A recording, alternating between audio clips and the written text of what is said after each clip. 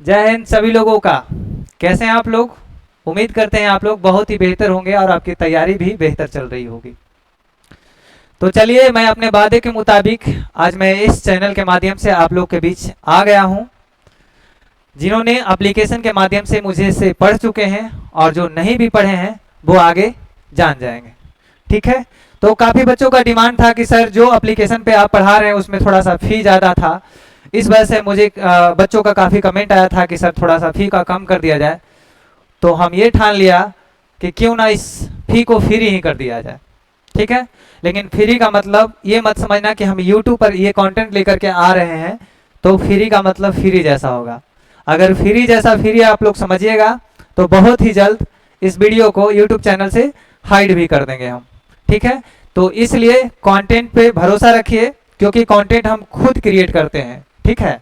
तो मुझे पता है कि मुझे किस तरीके का कंटेंट देना चाहिए बच्चों को और किस तरीका से अभी एग्ज़ाम पूछ रहा है। अभी फ़िलहाल TCS कंपनी एग्ज़ाम को लेता है, कंडक्ट कराता है पूरे एग्ज़ाम को, चाहे वो CGL हो, CHSL हो, रेलवे हो, तमाम ऑनलाइन एग्ज़ाम जो CBT के माध्यम से जो भी एग्ज़ाम ले रहे हैं वो सारे लोग TCS के जरिए एग्ज़ाम कंडक्ट कराते हैं। ठीक है। तो मैं TCS का कई वर्षों का अनुभव रख चुका हूँ, क्योंकि मैं खुद एक स्टूडेंट रह चुका हूँ। मैंने खुद कई एग्ज़ाम ऐसे दिए हैं जिसमें कुछ एग्ज़ाम में सफलता भी हुआ मेरा और कुछ एग्ज़ाम में फेल भी हो चुके हैं। तो कई चीज़ों का अनुभव रहा है और वो अनुभव हम पढ़ाई के दौरान ही बीच बीच में आप लोग को शेयर करते रहेंगे कि क्या पढ़ना है, क्या छोड़ना है आपको, और किस चीज़ पे ज़्यादा फोकस करना है और किस चीज़ पे कम फोकस करना है। तो प्यारे बच्चों, आइए, ये हमारा चैनल का लोगो है। आप शॉर्ट्स में मार सकते हैं, यूट्यूब पर सर्च मारिएगा @ ठीक है, @ मारिएगा TGE, छोटी में सब लिखिएगा TGE बाई हर्ष सर। ठीक है, हर्ष सर। ये यूट्यूब पे सर्च मारिएगा, आपको आ जाएगा। यूट्यूब या कहीं भी मार लीजिए, गूगल, यूट्यूब, फेसबुक, कहीं भी मार लीजिए @TGE by Harsh sir. TGE का मतलब होता है द ग्लोबल एजुकेशन। क्या होता है मेरे प्यारे बच्चों? The global education. आप हमें TGE @ लगा दीजिएगा आगे, TGE by Harsh sir. Instagram पे खोज लीजिए, फेसबुक पे खोज लीजिए, हर जगह पे हम आपको मिलेंगे। तो मिलेंगे तो ज़्यादा भी सब्सक्राइबर हैं, क्योंकि ये चैनल आज के आज ही क्रिएट किए हैं आप लोग के लिए ओनली। ठीक है। तो आप लोग इसको जितना हम लोग जो भी टीम से हम आप पहले एप्लीकेशन में पढ़ रहे थे उस टीम के जरिए सबके सपोर्ट और सबके सहयोग से, आप लोग के सपोर्ट और सहयोग से, क्योंकि कम समय में आप लोग ने उस एप्लीकेशन के माध्यम से जितना प्यार दिया, काफ़ी बच्चों ने लाइव बैच परचेज करके उतना कॉस्टली फ़ी भी आप लोग दे पाए, उसके लिए तहे दिल से शुक्रिया अदा है आप लोगों का। बस इसी प्रकार से इसमें हम आपका 1 रुपया भी नहीं लेने वाले हैं। बस प्यार चाहिए, गुरु दक्षिणा चाहिए, तो आप बस अपने मित्रों को बताइए, बस खाली फॉरवर्ड कर दीजिए। क्यों फॉरवर्ड करना बोल रहे हैं? क्योंकि देखिए, शिक्षा जो है अकेला नहीं लिया जा सकता है। ठीक है। और अकेले लीजिएगा तो आपका कोई फायदा भी नहीं है। शिक्षा एक ऐसी चीज है कि बांटने से बढ़ता है। तो प्लीज उसको बांटिए। अपने दोस्त यार जो भी पैसे के कारण उतना नहीं पढ़ पा रहे हैं, बैच को परचेज नहीं कर पा रहे हैं, आप उनको इस लिंक को शेयर कीजिएगा ताकि वो भी बैच को पढ़ पाए।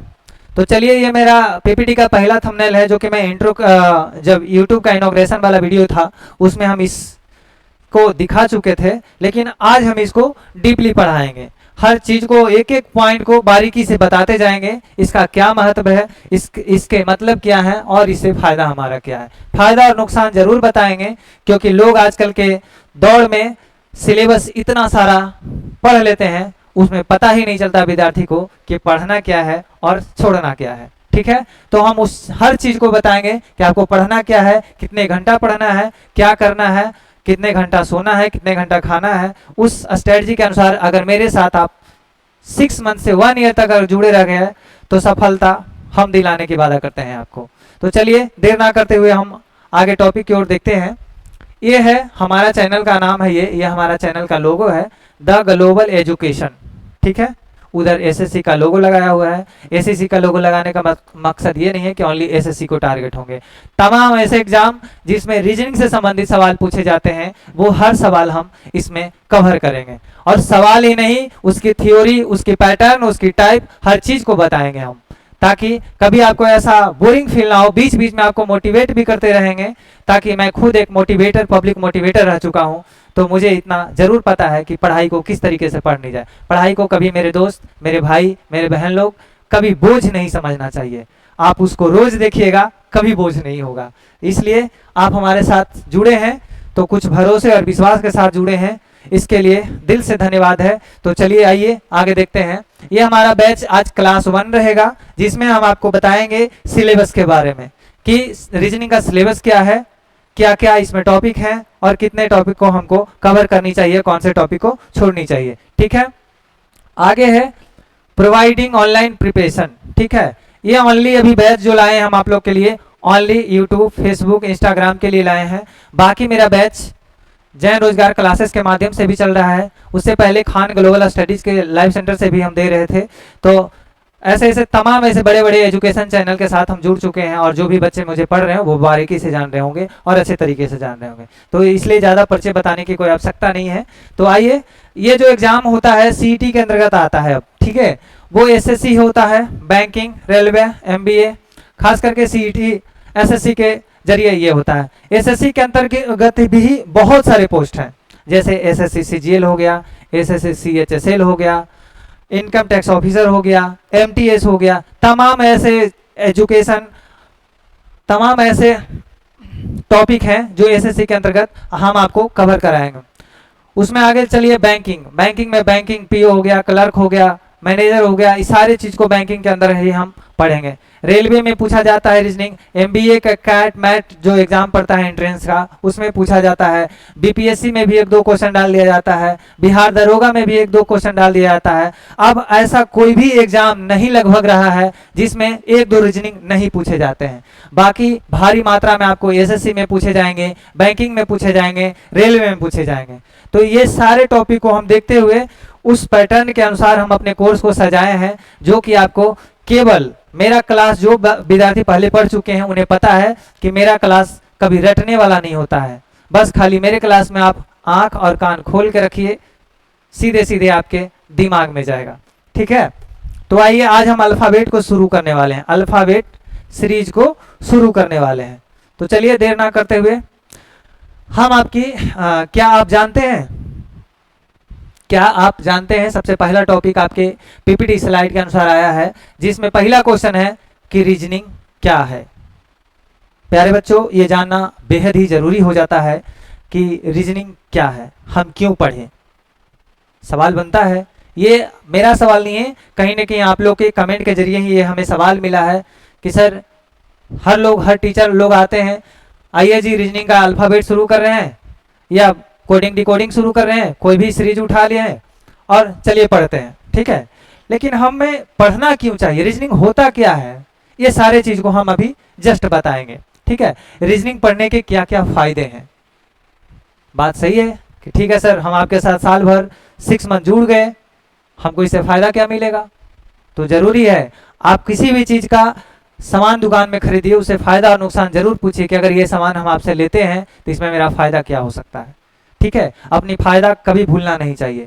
ठीक है, तो इसलिए हम आपको इसका फायदा और नुकसान दोनों बताएंगे। रीजनिंग पढ़ने के कौन कौन से जॉब लग सकते हैं, रीजनिंग पढ़ने के बाद कौन कौन से आप जॉब कर सकते हैं, पढ़ाई कितना घंटा करना होगा, और सबसे बेहद इंपॉर्टेंट कि इसकी फी कितनी होगी, और लास्ट में एक सवाल है कि मैं कौन हूं। ठीक है, तो पहला जवाब हम दे रहे हैं प्यारे बच्चों कि रीजनिंग क्या है। रीजनिंग एक मानव की महत्वपूर्ण मानसिक क्षमता है। प्यारे बच्चों, क्या है, रीजनिंग एक मानव की महत्वपूर्ण मानसिक क्षमता है जो उसके विभिन्न प्रकार के तर्कों, पेन का कलर मैं चेंज कर लूं, विभिन्न प्रकार के तर्कों, तथ्यों को विश्लेषण करने में सहायक होती है। ठीक है, यह उसकी समस्याओं को समझने में, समाधान करने में, निर्णय लेने में, नए विचार विकसित करने में सहायक होती है। क्या होती है मेरे प्यारे बच्चों, निर्णय लेने में, समाधान करने में, समझने में, सहायक होती है। और आगे लाइन है कि यहाँ एक तर्कमय तथ्य आधारित दृष्टिकोण से चीजों को समझने की क्षमता होती है, जिससे व्यक्ति ठोस निष्कर्ष की ओर पहुंच सकता है। उसी को रीजनिंग कहते हैं। यानी कि reasoning is a vital mental ability of a human that assist in analysing various types of arguments and facts. ठीक है, तो कुल मिलाकर के ये सारी बहुत बड़ा लैंग्वेज था, आप लोग को समझ में नहीं आया होगा। मैं क्लियर कट में बात करूं, मैंने पहले ही बता चुका था कि हमारा पढ़ाने का मकसद रटाना नहीं होता है, पीपीटी पे स्लाइड चलाना नहीं होता है, बस सामने देखिए और समझने वाली सिस्टम होता है। ठीक है, कुल मिला के रीजनिंग एक ऐसी चीज़ें हैं जिससे आपकी मानसिकता सोच बढ़ने वाला है। ठीक है, सोचने की क्षमता बढ़ जाएगी। ठीक है, हर वो टाइप को आप कवर कर पाइएगा जो टाइप को हम जिस रूप में बताएंगे। यानी रीजनिंग एक मानसिक आधारित तथ्यों का प्रश्न होता है जिससे आप समाधान कर सकते हैं। किस प्रकार से समाधान कर सकते हैं? सोच करके, विचार कर करके, अपने जीवन में ढाल करके। ऐसे तमाम चीज़ों का एक टॉपिक है, वही जो इतना बड़े लाइन में बताया। कुल मिलाकर यही है कि समस्या समाधान और तर्क लगा कर को रीजनिंग कीजिएगा, वही रीजनिंग कहलाता है। ठीक है, अपनी भाषा में। तो चलिए आगे की ओर देखते हैं। अगला क्वेश्चन था कि रीजनिंग पढ़ने के क्या क्या फायदे हैं। रीजनिंग पढ़ने के क्या क्या फायदे हैं? अगर पढ़ रहे हैं तो बहुत सारी फायदे हैं, नहीं पढ़ रहे हैं तो नुकसान ही नुकसान है। क्या फायदे हैं? क्योंकि प्यारे बच्चों, जितने भी अभी एग्जाम चल रहे हैं, जितने भी एग्जाम होने वाले हैं और जितने भी आगामी एग्जाम होंगे, ठीक है, उस सारे एग्जाम में रीजनिंग का 1 न 2 4 प्रश्न 5 प्रश्न हर एग्जाम में पूछे जा रहे हैं। वो डायरेक्ट रूप में नहीं पूछे जा रहे हैं, इनडायरेक्ट रूप में भी पूछे जा रहे हैं, लेकिन रीजनिंग का सवाल डाला जा रहा है। ठीक है, तो वो हर चीज को हम इसमें कवर करेंगे कि रीजनिंग पढ़ने के क्या क्या फायदे हैं। कि जब सारे एग्जाम में रीजनिंग पूछा जा रहा है तो बताइए, आप खुद सोचिए कि क्या फायदे हैं। अगर रीजनिंग को आप पढ़ लेते हैं तो हर एग्जाम में आप जो प्रश्न छोड़ करके आ रहे हैं वो आप छोड़ नहीं पाइएगा, यही बड़ा फायदा है। और अगर वही 5 प्रश्न बनाकर अगर आ जाते हैं रीजनिंग का तो आपका प्लस पॉइंट हो जाता है, आप मेरिट लिस्ट में तैयार हो जाते हैं आने को। तो इससे बड़ा क्या फायदा हो सकता है? अगर मेरिट लिस्ट में आ गए तो आपकी सफलता सुनिश्चित हो गया, आपकी एक अच्छी खासी जॉब लग जाएगी, अच्छी खासी सैलरी हो जाएगी, अच्छी खासी रुतबा इज्जत सब मिल जाएगा। तो क्या ये फायदा नहीं है आपके लिए?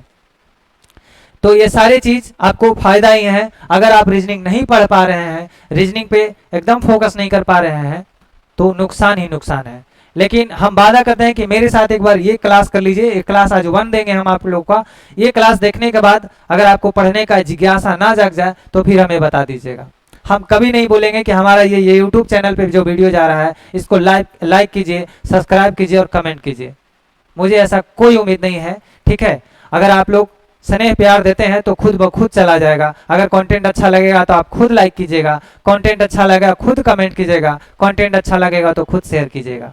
इसलिए मुझे कहने की कोई आवश्यकता नहीं है। सब आप लोग बहुत ही समझदार व्यक्ति हैं, आप लोग समझदारी के साथ काम करेंगे।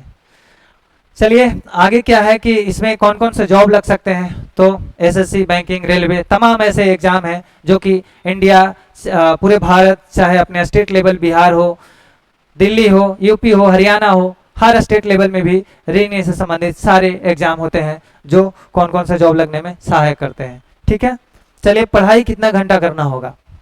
बहुत ही महत्वपूर्ण सवाल ये हो जाता है कि सर आप तो इतने सारे चीज़ बता दिए कि रीजनिंग क्या होता है, इसके फायदे क्या हैं, कौन कौन से जॉब लग सकते हैं, लेकिन सर पढ़ाना कितना घंटा होगा?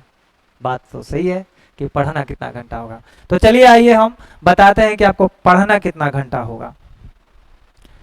मान लिया जाए आपके पास 24 घंटे का समय है। कितना है मेरे प्यारे बच्चों? 24 घंटे का समय है। हम कहते हैं इसको 3 में डिवाइड कीजिए।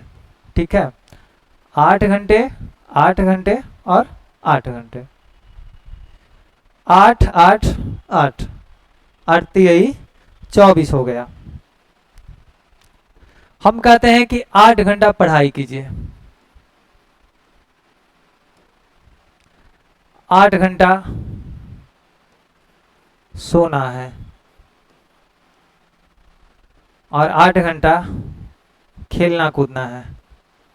खेलना कूदना, परिवार के साथ समय बिताना, दोस्तों यार से बतियाना, ठीक है, सारे इसमें कवर हो जाएंगे। मैं 24 घंटे का सर्किल बनाया, ये पूरे एक डे का होता है। ठीक है, कितने दिन का होता है मेरे प्यारे बच्चों? एक दिन में 24 घंटे होते हैं, और 24 घंटे का मैं शेड्यूल दे रहा हूं आपको कि 8 घंटे पढ़ाई करनी है, 8 घंटा दबा के सोना है, और 8 घंटे खेलना कूदना, अपने फैमिली परिवार के साथ समय बिताना भी बहुत जरूरी हो जाता है। ऐसा नहीं समझना चाहिए, कभी भी इस मुकाम से मत पढ़िए कि हाँ अगला इंसान को लगे कि हम पढ़ाई कर रहे हैं, एकदम नहीं। फ्री ऑफ माइंड, अगला दोस्त बोल बतिया रहा है तो बतिया लीजिए साइड से, उसको लगे ही नहीं कि हाँ कब पढ़ता था। जब आपकी सक्सेस हो जाएगा ना, तो वही व्यक्ति बोलेगा अरे तुम पढ़ता कब था, तुम तो दिन भर हम लोग के साथ रहता था, पढ़ाई कब किया। तो ऐसी कंफ्यूजन रखना चाहिए, ठीक है। और कभी भी अपनी, मैं बता रहा हूं कि कभी भी अपनी सक्सेस का राज कभी भी किसी को पता मत चलने दीजिए। अगर आप तैयारी कर रहे हैं एसएससी का, तो कह दीजिए कि हम दरोगा का तैयारी कर रहे हैं।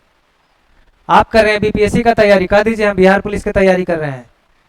कभी भी रियलिटी चीज को मत बताइए, और उस जिस चीज का तैयारी आप कर रहे हैं उस पर इतना तन मन का फोकस कर लीजिए कि ताकि जो छुपा के रखे हैं ना वो पूरी पब्लिकली हो जाए और एक ही बार शोर मचा दे। तो तैयारी इतनी खामोशी से करो कि सफलता शोर मचाए। ठीक है, कुल मिलाकर यही कहने का मतलब था।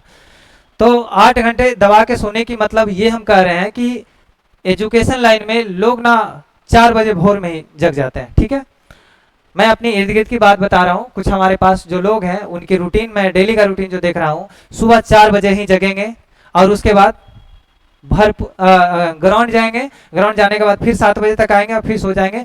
दिन के 10-11 बजे तक सोए हुए रहेंगे, उठेंगे, खाना बनाएंगे, उसके बाद फिर 2-3 बजे से 1-2 घंटा क्लास करेंगे, फिर वही हो जाएगा रात का रूटीन, फिर खाना बनाएंगे, फिर खा के सो जाएंगे। ऐसे कभी नहीं होने वाला है जॉब। मैं जो रूटीन दे रहा हूँ, रूटीन कभी 1 महीना, 1 साल, 6 महीना और 2 साल का नहीं बनाया जा सकता है। रूटीन आप हर दिन बनाइए। सुबह जगिए, जितना बजे जगना है उतने बजे जगिए, लेकिन उठते के साथ अपना माइंड में रूटीन बना लीजिए कि आज हमको 4 लेक्चर देखना है, रीजनिंग पढ़ना है, मैथ पढ़ना है, इंग्लिश पढ़ना है, बाकी इतना टाइम हमको लाइब्रेरी जाना है, बाकी इतना टाइम हमको ये रिवीजन करना है। डेली का आप रूटीन बनाइए, तब उस रूटीन पर आप काम कर पाइएगा। बाकी लोग को देखते हैं कि 1 महीना का टेबल चार्ट बना लिए, खाना का रूटीन और पढ़ने का रूटीन, वो रूटीन 2 से 3 दिन फॉलो होगा, चौथा दिन नहीं फॉलो होगा। मैं अगर झूठ बोल रहा हूँ तो आप लोग को खुद दिल बता रहा होगा, क्योंकि आप लोग ने खुद बनाया होगा महीने भर का रूटीन, और कितना दिन फॉलो किए होंगे वो आप लोग हमें कमेंट के माध्यम से बताइएगा, ताकि हमें भी पता चले कि आप लोग कितना फॉलो कर चुके हैं। तो फॉलो किसी का नहीं होता है मेरे भाई बहन लोग, ठीक है। तो मेरा मानना है कि 8 घंटे पढ़ाई कीजिए। 8 घंटे से ज़्यादा अगर क्षमता है आपको, तो जो सोने का, इसमें खेलने कूदने का जो टाइम है उसमें से घटा के इसमें ऐड कर सकते हैं। 10 घंटा पढ़िए, 12 घंटा पढ़िए। लेकिन अगर 8 घंटे आप, कितना महीना, 6 मंथ मेरे साथ, 6 मंथ अगर रेगुलरिटी बन जाते हैं, तो मैं वादा करता हूं कि आपको सिलेक्शन से बहुत ही नज़दीक पहुंचाऊंगा। सिलेक्शन से नज़दीक कि आप सफल हो जाइएगा 6 मंथ से साल भर, ठीक है, 1 ईयर तक। चलिए आगे जो है, ये खेलने कूदने में ये है कि आप हर किसी से मिलजुल के रहिए। ऐसा ना लगे कि बहुत पढ़ाकू है, बहुत ज़्यादा पढ़ता है, ठीक है। बस नॉर्मली बिहेव रखिए, ज़्यादा इस सब पे फोकस भी ज़्यादा नहीं करना है। और 2 चीज़ ज़रूर बताऊंगा जो कि मैंने भी इसका बहुत सारी कमियां देखा था इस बात पे, कि लोग रिवीजन नहीं कर पाते हैं। पढ़ाई पढ़ने के लिए डेली क्लास कर रहे हैं, रिवीजन नहीं कर पाते हैं। तो रिवीजन एक मात्र ऐसा कुंजी है मेरे दोस्त, कि जब तक आप रिवीजन नहीं कर पाओगे तब तक वो चीज़ें, कंटेंट आपके पास नहीं रहेगा। इसलिए रिवीजन करना बेहद ही जरूरी होता है। सबसे पहला पॉइंट है कि आप सेम डे रिवीजन कीजिए, सेम डे, ठीक है। रिवीजन करने का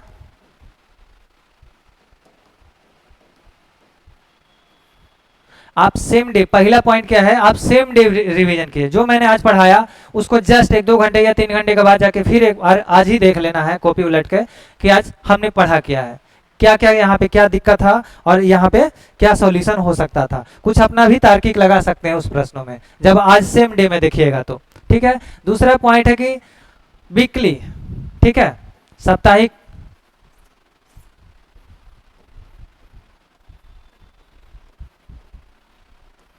साप्ताहिक रिवीजन लीजिए आप। जो हमने 7 दिन में जो टोटल चीज पढ़ा है उसको साप्ताहिक रिवीजन, और तीसरा है मंथली रिवीजन। ठीक है,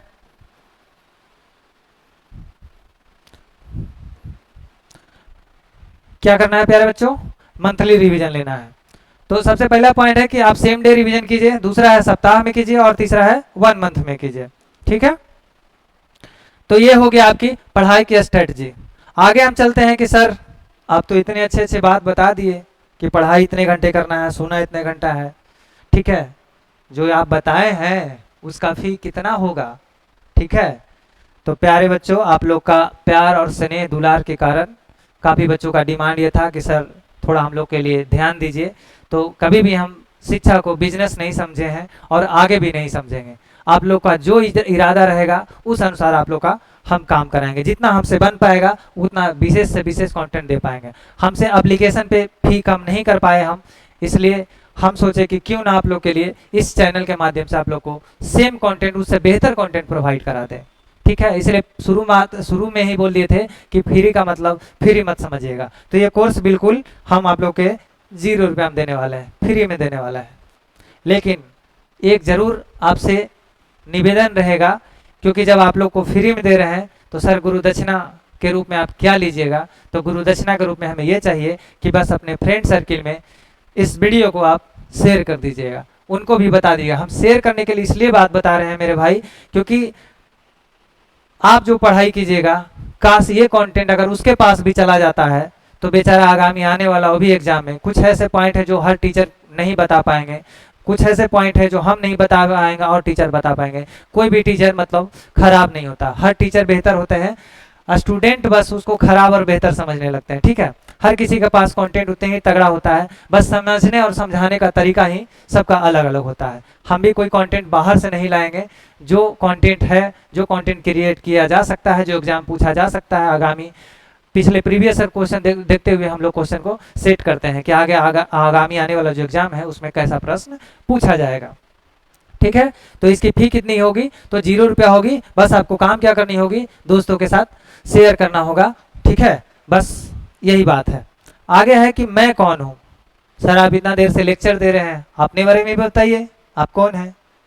तो जानना बहुत बेहद ज़रूरी हो जाता है प्यारे बच्चे आप लोग के लिए कि मैं कौन हूँ। तो यहाँ पे मेरी कुछ डिग्री तो झप गया भाई, चलो इसको मैं छोटा ले लेता हूँ।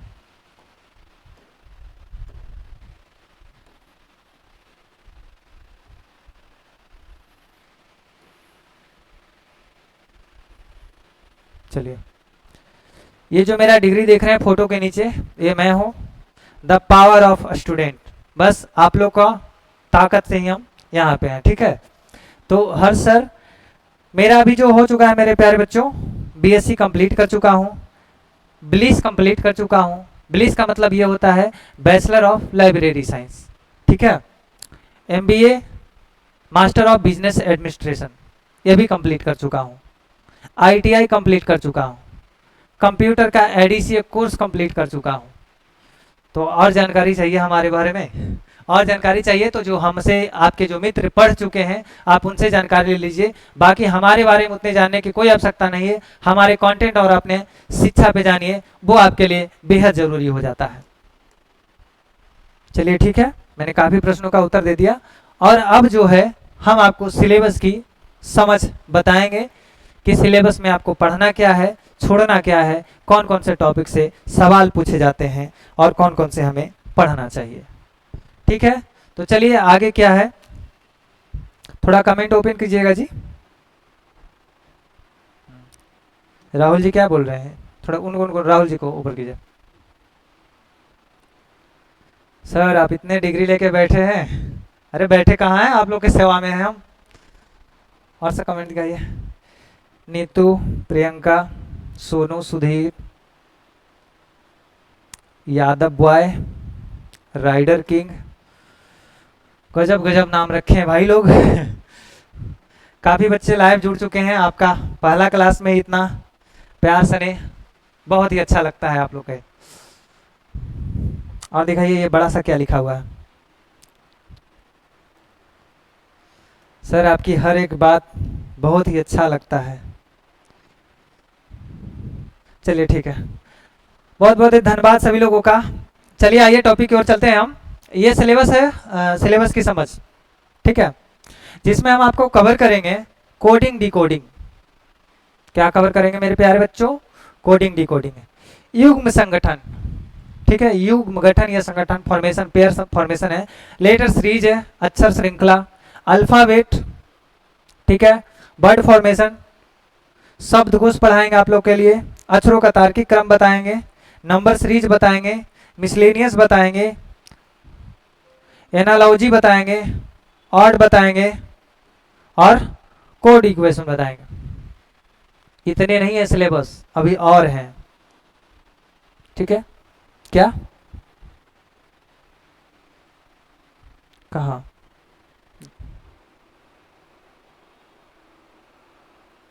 चलिए ठीक है, आइए आइए देखते हैं। आगे है डाइस, क्यूब एंड, ये सारी जो है आकृति का नारक संबंध, कैलेंडर, घड़ी। आप एक बार सिलेबस हम डाल देंगे, पजल पहले एक बार क्लियर कट आप लोग देख लीजिएगा। हर एक टॉपिक का हम टाइप बाइज टाइप बताएंगे। बेन आरेख हो गया, असमानताएं हो गया, स्टेटमेंट वाली जो कथन कारक वाला है वो बताएंगे, स्टेटमेंट का और इक्वेशन वाला बताएंगे, पूर्व धारणाएं वाला स्टेटमेंट का सारा ही सब कोर्स है।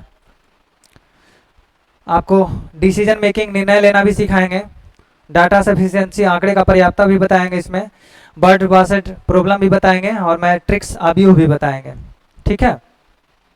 बहुत ही महत्वपूर्ण हो जाता है नॉन वर्बल का भी टॉपिक, ठीक है।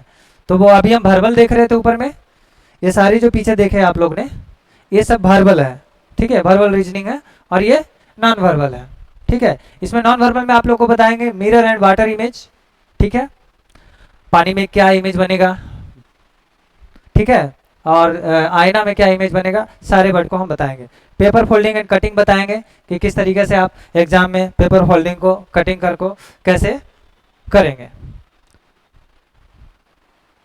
एम्बेडेड फिगर बताएंगे, छिपी हुई जो आकृति होता है उसको पता लगाएंगे, कंप्लीशन ऑफ फिगर कराएंगे, ग्रुपिंग फिगर कराएंगे, सीरीज बताएंगे, एनालॉजी आकृति की सदृशता बताएंगे, क्लासिफिकेशन बताएंगे हम आप लोग को, डॉट सिचुएशन बताएंगे, फिगर फॉर्मेशन बताएंगे, ठीक है। अब जो सिलेबस है ये स्पेशल बैंकिंग के लिए है मेरे प्यारे बच्चों।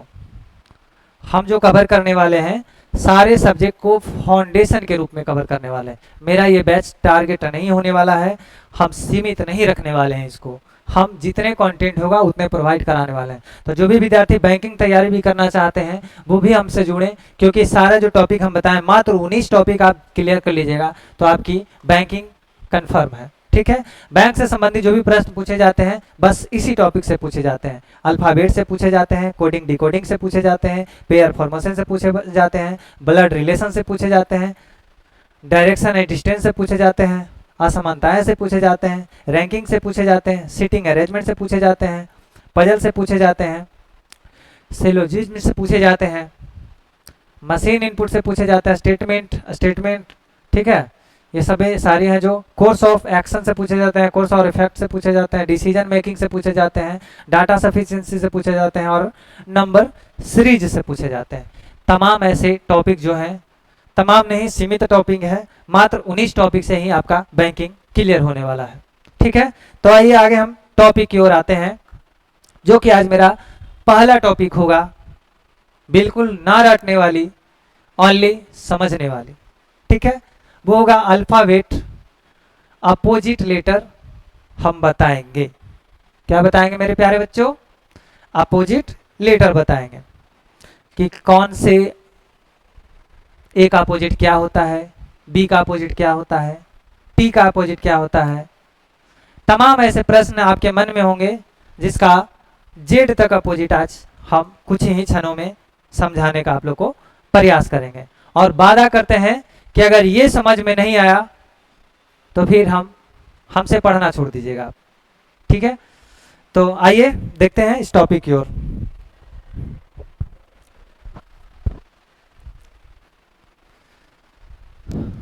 सबसे पहला है ए का अपोजिट क्या होगा, क्या है कमेंट जी? चलिए, काफी इतना ज्यादा लगातार कमेंट आ रहा है कि पढ़ भी नहीं पा रहे हम।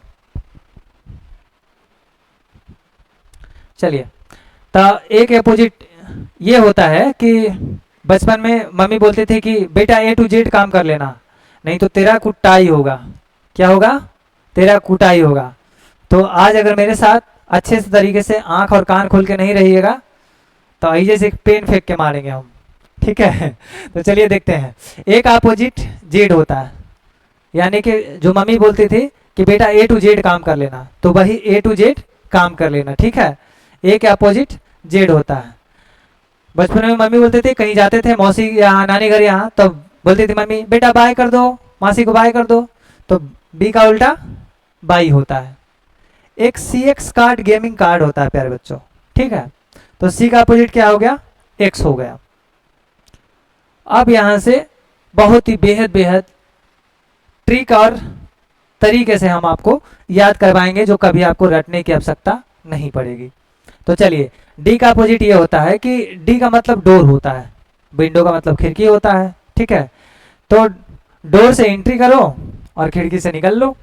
तो डी के उल्टा क्या हो गया प्यारे बच्चों? डब्लू, विंडो खिड़की, ठीक है।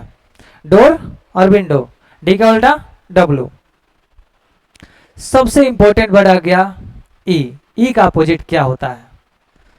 तो एक चीज मैं बता रहा हूं, लव, ठीक है। इस उम्र में इस चीजें से आप लोग गुजर रहे होंगे, ठीक है। और ये लव आज हम एक रीजनिंग को समझने में प्रयोग करने वाले हैं, ठीक है मेरे प्यारे बच्चों। इसको हम रीजनिंग के फॉर्मेट में पढ़ने वाले हैं कि लव का मतलब क्या होता है।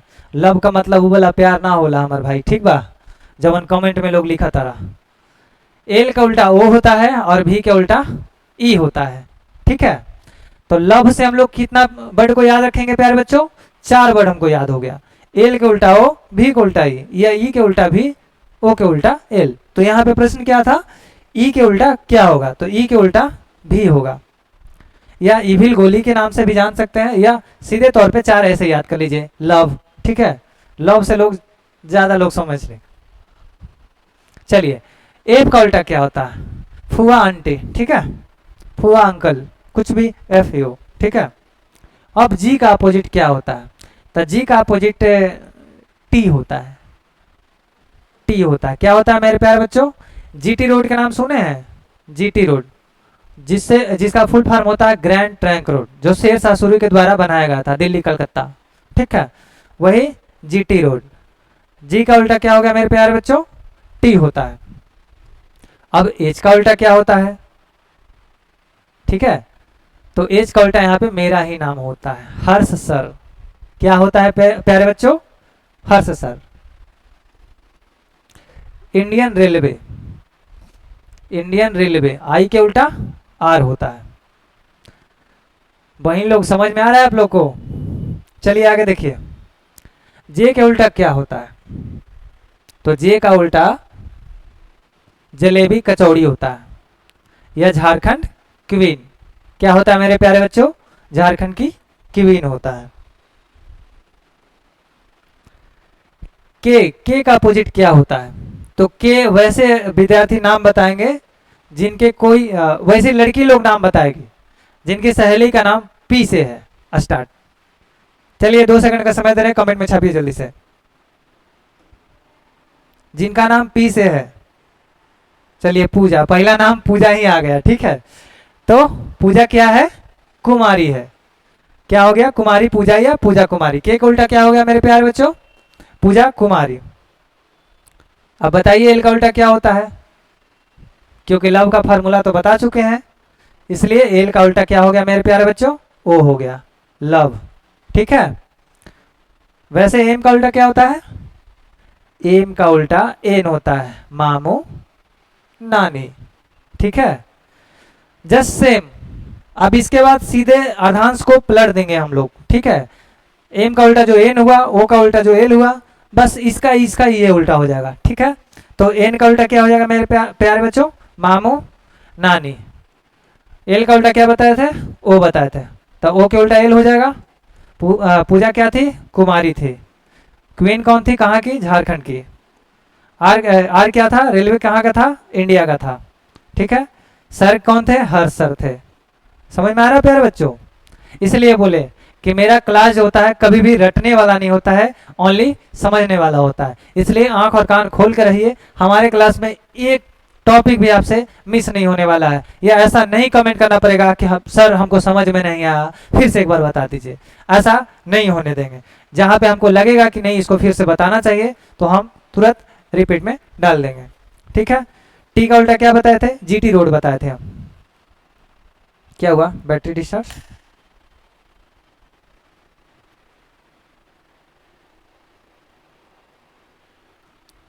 चलिए ठीक।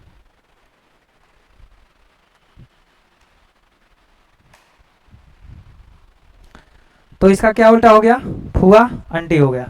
ठीक है। आगे देख लेते हैं। लब का फार्मूला बताए ही थे। ई के उल्टा भी हो गया। डब्लू का क्या बताए थे? विंडो खिड़की, मतलब विंडो डोर, डोर मतलब दरवाजा, दरवाजा और विंडो। ठीक है। एक्स का उल्टा बताए थे, सी एक्स कार्ड होता है। मम्मी बोलते थे बाय कर दो बेटा, और ए टू जेड काम कर लेना। ए का उल्टा जेड हो गया। चलिए एक बार रिवीजन आप लोग ले लीजिए अल्फाबेट अपोजिट लेटर का। ठीक है। इसका रिवीजन ये है कि ए टू जेड काम कर लेना।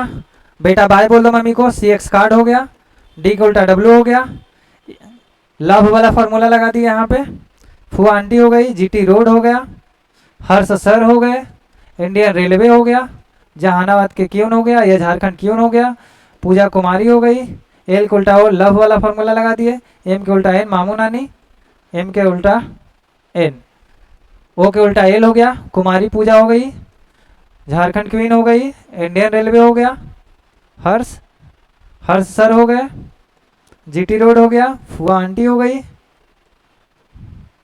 लव वाला फार्मूला यहाँ भी लगा दिए, एल ओ भी जो 4 लेटर हम बताए थे लव, इसका उल्टा ये होता है और इसका उल्टा ये होता है। ठीक है।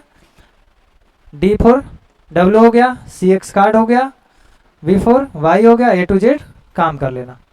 अब उम्मीद करते हैं कि ये सारे आप लोग को देख लीजिए एक बार, ये आप लोग को सारे समझ में आ गया होगा। ठीक है। क्योंकि ये रटने वाली कोई बात ही नहीं थी। आगे देखते हैं। आगे जो नेक्स्ट टॉपिक है ये है पोजीशन लेटर। क्या है मेरे प्यारे बच्चों? Position letter. कौन से स्थान कहाँ पे आएंगे, ए का स्थान कितना है, पी कितने नंबर पे आता है, टी कितने नंबर पे आता है, क्यू कितने नंबर पे आता है। तमाम ऐसे प्रश्न जो होंगे वो आपके मन में चल रहे होंगे। जो विद्यार्थी आगे से कहीं पढ़ चुके हैं उन्हें पढ़ने की भी कोई आवश्यकता नहीं है। अगर आपको याद है तो, अगर नहीं याद है तो मेरे ट्रिक को फॉलो कीजिए, आप कभी नहीं भूलने वाले हैं। तो ठीक है, चलिए आगे टॉपिक की ओर चलते हैं।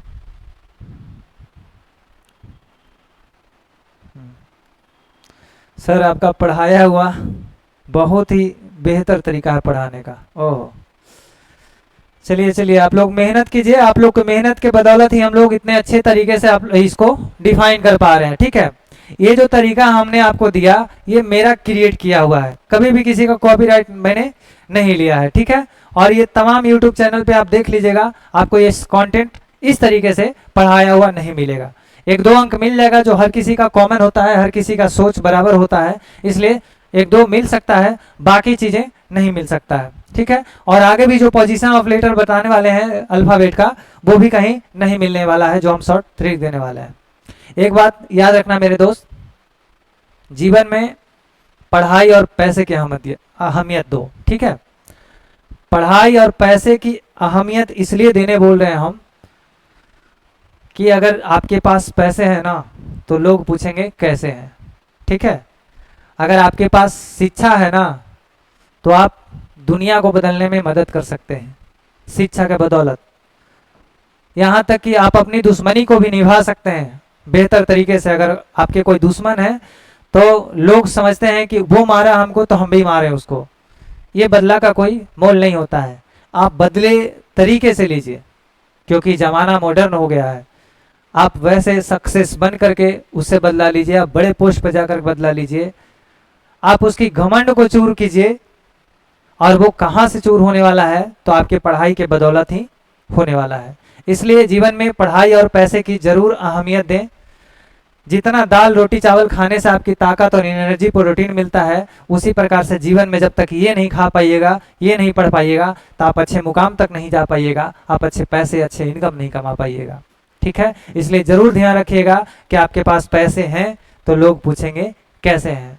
ठीक है, तो आइए हम बनाएंगे कि कैसे हैं, और वो आप खुद बताइएगा कि हम ऐसे हैं।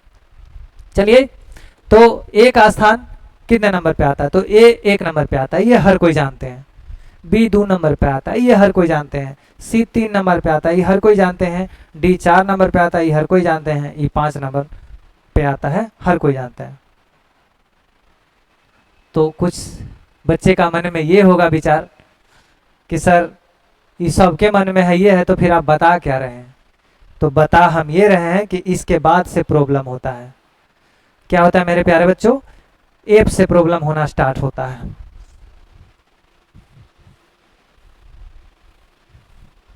ठीक है, यहाँ 5 तक किसी को प्रॉब्लम नहीं होता है। ये लगभग सारे विद्यार्थियों को याद होता है। प्रॉब्लम स्टार्ट तब होता है कि एफ कितने नंबर पे आता है। तो एफ प्यारे बच्चों मेरे आता है ये 6 नंबर पे। सर अब बच्चों शब्द का प्रयोग बहुत ज्यादा करते हैं। अरे क्या है कि छोटे छोटे बच्चों को भी पढ़ा चुके हैं इससे पहले, काफी समय पहले, तो बच्चों करने का आदत हो गया।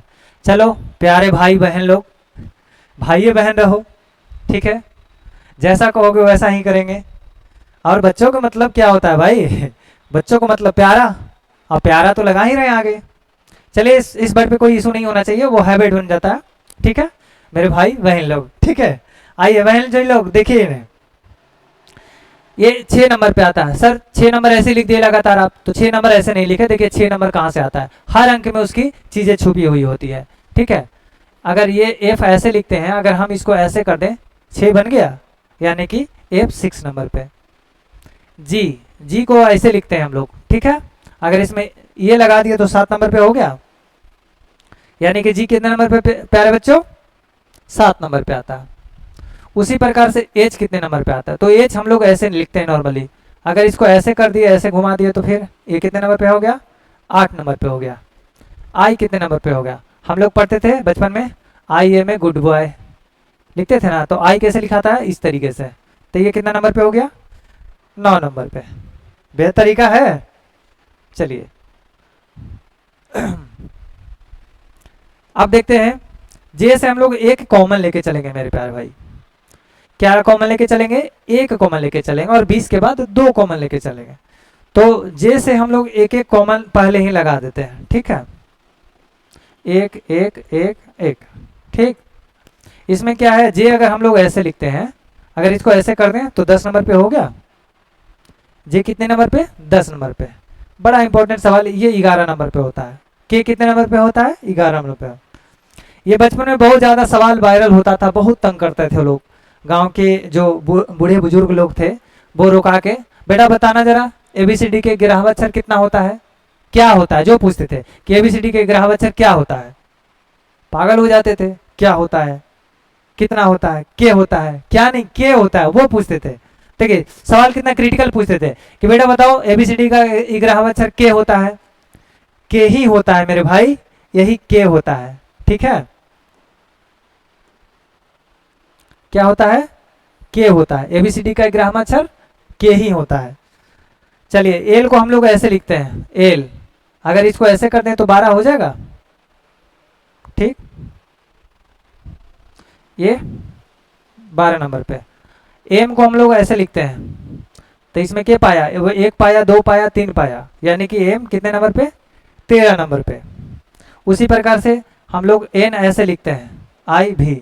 ठीक है, यानी कि 4 को रोमन अंक में लिखते थे, यानी कि 14 पे हो गया ये। एम एन कितने नंबर पे? 14 नंबर पे। चलिए आगे देखते हैं, ओ कितने नंबर पे है। ये ट्रिक बहुत ही बेहद महत्वपूर्ण है और बहुत ही अच्छे तरीका है, ठीक है, समझाने का। ये ओ है। 15 अगस्त को जलेबी मिलता था हम लोग को स्कूल में। कौन कौन खाए हैं जलेबी? करिए कमेंट। चलिए तो ओ कितने नंबर पे आ गया मेरे प्यारे बच्चों? 15 नंबर पे। पी कितने नंबर पे आएगा? एक एक कॉमन चल रहा है, कहाँ तक चलेगा कॉमन? 20 से पहले तक, यानी 19 तक चलेगा, ठीक है। तो 15 नंबर पे वो आ गया जलेबी। पी हम लोग ऐसे लिखते हैं, अगर इसमें ऐसे कर दें तो ये 16 नंबर पे हो जाएगा। कितने नंबर पे होगा मेरे प्यारे बच्चों?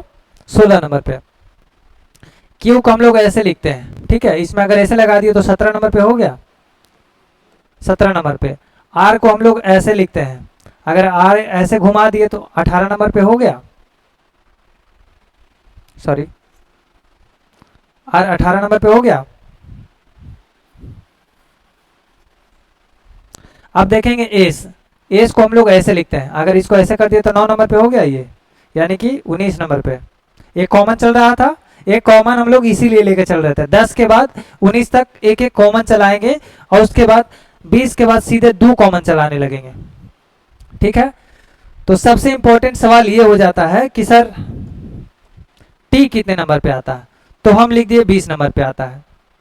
सर कैसे 20 नंबर पे आता है? आपको तो याद है, आप लिख दिए कि 20 नंबर पे आता है। हम लोग को तो याद ही नहीं, हम कैसे बताएंगे कि टी 20 नंबर पे आता है? तो आप लोग भी आज के बाद बताइएगा कि टी 20 नंबर पे कैसे आता है, ठीक है। T20 मैच का नाम सुने कभी आप लोग? अरे बहुत लोग तो देखने वाले हैं, सारे क्रिकेटर लोग भरे हैं, ठीक है।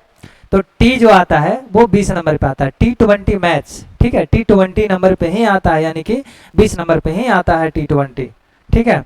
यू 2 कॉमन चल रहा है, यू ऐसे लिखते हैं, ये एक है यानी कि 21, ठीक। आगे देखते हैं मेरे प्यारे भाई, भी कितने नंबर पे आता है? 2 कॉमन चल रहा था, भी हम लोग ऐसे लिखते हैं, तो इसमें 1 पाया 2 पाया, यानी कि 22 नंबर पर। डब्ल्यू ऐसे लिखते हैं, यानी 1 पाया 2 पाया 3 पाया, 2 कॉमन चल रहा था 3 लगा दिए। इस सब में 2 कॉमन चलेगा 20 के बाद, 2 2 2, ठीक है। तो नॉर्मली हम लोग देखते हैं एक्स ऐसे लिखते हैं, 1 पाया 2 पाया 3 पाया 4 पाया, 4 पिलर है ना जी, 1 2 3 4, ठीक है। तो ये एक्स कितने नंबर पे? 24 नंबर पे। उसी प्रकार से हम लोग बाई ऐसे लिखते हैं, ठीक है। तो भी रोमन अंक में ऐसे लिखते थे ना, भी को 5 लिखा जाता था, तो वैसे ही 25 इसको लिख देंगे हम। बस खाली समझना है, अपना दिमाग तार्किक नहीं लगाना है, नहीं तो फिर पता चलेगा सर ये 5 कैसे हो गया, बाई तो हम लोग ऐसे लिखते हैं, तो ये 5 कैसे हो गया। तो हम इसको अगर हटा देते हैं, ऐसे लिखते हैं, तो ये 5 नंबर पर रोमन अंक में लिखा था इसे, ठीक है। तो वही हम बताना चाह रहे हैं, दिमाग नहीं लगाना है, जो बता रहे हैं बस खाली समझने में मदद लीजिए आप, ठीक है।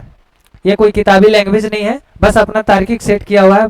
शायद ऐसा लगता है कि जिस तार्किक से हमने समझा है उस तार्किक से हम आपको बेहतर तरीके से समझा पाएंगे। आप रटने से बच सकते हैं, आप ओनली समझ सकते हैं, और समझने से आपका काम निकल जाएगा। तो जब समझने से ही आपका काम निकल जाएगा तो फिर रटने की क्या आवश्यकता है, ठीक है। अब मुझे उम्मीद है कि ये ट्रिक देखने के बाद आपको फिर कभी इसको रटने की आवश्यकता नहीं पड़ेगा। बहुत सारे टीचर लोग ऐसे हैं जो कह देते हैं कि इतना से इतना तक ये है जी, ईजीओटी करके कोई ऑप्शन रखते हैं, ईजीओटी 5-5 के डिफरेंस में, और बता देते हैं। लेकिन हमारा कोई भी 5-5 का डिफरेंस नहीं है। आप खुद जैसे ही आ जाएगा आपके नाम पर पी कितने नंबर पे आता है, सबसे पहले आप सोचिएगा पी तो 10 के बाद है, तो 1 नंबर पहले कॉमन ले लीजिएगा आप, ठीक है। और उसके बाद इसमें 6 लगा दीजिएगा, 16 नंबर पे अपने माइंड में आ जाएगा, तुरंत आ जाएगा, देरी भी नहीं लगे। टी पूछ दिया, टी कितने नंबर पे आएगा, तुरंत आ जाएगा 20 नंबर पे आएगा। T20 मैच बताए थे सर, ठीक है। अगर पूछ लिया कि डब्ल्यू कितने नंबर पे आएगा, हाँ तुरंत बताएंगे कि तो 20 के बाद था, 2 लगा दिए, 3 को पाया है, 1 2 3। तो बात ये है, समझाना चाह रहे हैं आप लोगों को, ठीक है। इससे कोई टॉपिक और इसका नियम से कोई मतलब नहीं है, बस ओनली समझने के लिए आप लोग के लिए ट्रिक बनाए हैं, ठीक है। उसी प्रकार से जेड है, जेड 2 कॉमन चल रहा था, जेड को हम लोग ऐसे लिखते हैं, अगर इसको ऐसे कर दे तो 6 बन गया, यानी कि ये जेड कितने नंबर पे आ गया मेरे प्यारे भाई? 26 नंबर पे आ गया। अब उम्मीद करते हैं कि आपको अल्फाबेट का जो पोजीशन लेटर है वो बेहतर तरीके से समझ में आ गया होगा। अब आगे की ओर देखते हैं, एगो रिवीजन दे देते हैं आप लोगों को। जल्दी जल्दी बताइए, ए कितने नंबर पे है, बी कितने नंबर पे है, सी कितने नंबर पे है। इस बार ना हम लोग लगातार नहीं बताएंगे, जिधर तिधर से बताएंगे। कमेंट करते जाइए आप लोग, हम उसका आंसर देते जाते हैं, ठीक है। पहला कमेंट है, ओ कितने नंबर पे है सर? ओ 15 नंबर पे है। कैसे है सर? हम उसकी ये नियम भी बताएंगे कैसे है सर। वो 15 नंबर पे था, हमने बताया था कि जिलेबी 15 अगस्त का, ठीक है। हो गया क्लियर? आगे बताइए जी, एक्स कितने नंबर पे है सर? हम बोले थे 2 कॉमन चलाना है 20 के बाद, एक्स कितने नंबर पे? एक्स ऐसे लिखते हैं 1 पाया 2 पाया 3 पाया 4 पाया, ये 24 नंबर पे हो गया। ओके है, डन। चलिए आगे कमेंट कीजिए। एच कितने नंबर पे है सर? एच 8 नंबर पे होता है जी। ऐसे एच को हम लोग ऐसे लिखते हैं, हमने बताया था कि ऐसे से ऐसे कर देना, 8 नंबर पे हो गया। टी, टी 20 नंबर पे, T20 मैच बताए थे।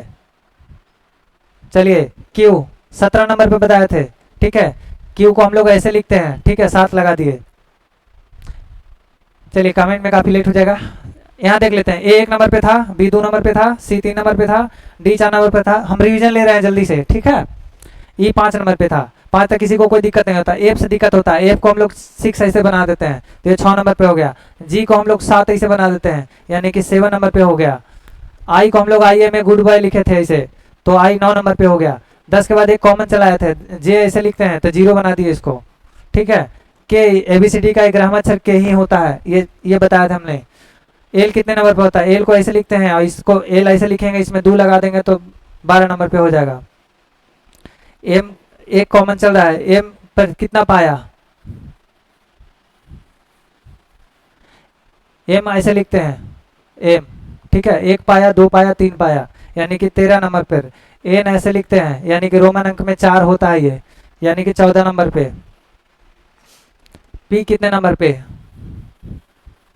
पी को हम लोग ऐसे लिखते हैं, इसको ऐसे लगा दिए तो 16 नंबर पे हो गया, ठीक है।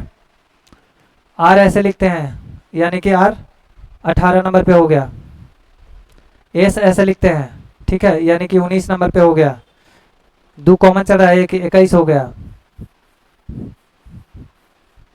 आगे देखते हैं, इधर सब में 2 कॉमन चलेगा, 2 2 2 2 2, ठीक है। भी को ऐसे लिखते हैं 1 पाया 2 पाया 22 नंबर पे। डब्ल्यू को ऐसे लिखते हैं 1 पाया 2 पाया 3 पाया 23 नंबर पे। एक्स को ऐसे लिखते हैं 1 पाया 2 पाया 3 पाया 4 पाया 24 नंबर पे। बाई को ऐसे लिखते हैं, भी रोमन अंक में 5 होता है यानी 25 नंबर पे। जेड को ऐसे लिखते हैं यानी 6 नंबर पे 26 नंबर पे। अब उम्मीद करते हैं मेरे प्यारे बच्चों, मेरे प्यारे भाई बहन लोग, कि आप लोग को ये बेहतर तरीके से समझ में आ गया होगा, ठीक है। तो आज हमने पढ़ा, एक बार रिव्यू ले लेते हैं क्या क्या हमने पढ़ा, ठीक है। आज हमने सबसे पहले तो क्लास के बारे में इंट्रोडक्शन देखा, ठीक है, कि हमारी चैनल जो खुला है वो किस नाम से खुला है, तो वो खुला है द ग्लोबल एजुकेशन के नाम से, जिसमें आप टाइप कीजिएगा द ग्लोबल एजुकेशन या फिर @TGE बाई हर्ष सर। क्या सर्च मारना है? TGE बाई हर्ष सर, ठीक है। यहाँ पे है द ग्लोबल एजुकेशन, ठीक है। चाहे आप ये सर्च मार दीजिए, चाहे TGE बाई हर्ष सर लिख दीजिए, ठीक है, द ग्लोबल एजुकेशन। ये हमने देखा। दूसरी पीपीटी में देखा कि क्लास 1 पढ़े हम लोग, सिलेबस के बारे में जानकारी लिए, SSC, banking, railway, MBA, PPSC, दरोगा के बारे में विस्तृत जानकारी लिए कि कौन क्या होता है, कितने नंबर क्या पूछे जाते हैं, ठीक है। जो कि मैंने अल्फाबेट से शुरू करने की बात कही, ठीक है। उसके बाद मैंने कई क्वेश्चन का आपके मन के प्रश्नों का उत्तर दिया कि रीजनिंग क्या है, रीजनिंग पढ़ने के क्या क्या फायदे हैं, रीजनिंग पढ़ के कौन कौन से जॉब ले सकते हैं, कितना घंटा पढ़ाई करना होगा, इसकी फी कितनी होगी और आप कौन है। मैं अपने बारे में भी बताया, अपनी डिग्री भी दिखाया। और आगे की ओर देखते हैं कि मैंने सबसे पहले 24 घंटा को डिवाइड किया, 3 भागों में किया कि 8 घंटे पढ़ाई करना, 8 घंटा सोना, 8 घंटा खेलना कूदना है। क्यों कहा? क्योंकि एक स्ट्रेटजी जीवन में होनी बहुत जरूरी है और वो सही गाइडलाइंस में होनी बहुत जरूरी है, ठीक है। तो मुझे लगा कि ये स्ट्रेटजी आप लोग को देनी चाहिए और मैंने बारीकी से समझाया। आगे की ओर देखते हैं, हमने रिवीजन का 3 पार्ट बताया कि एक सेम डे रिवीजन होना चाहिए, जो मैंने आज पढ़ाया एक बार जाके फिर से आप देख लीजिएगा। दूसरी था कि साप्ताहिक रिवीजन आपको लेना है।